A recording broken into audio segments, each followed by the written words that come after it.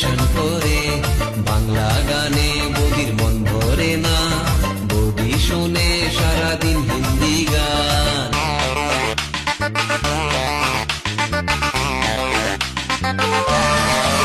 ও শাড়ি পরে না জিন্স পরে, রং বেরঙের বৌদি ফ্যাশন করে। বাংলা গানে বৌদির মন ভরে না, বৌদি শোনে সারাদিন হিন্দি গান। বন্ধুদের সাথে বৌদি ডিস্কোতে ঘুরে, তবুও দাদা তার সেবা করে। বন্ধুদের সাথে বৌদি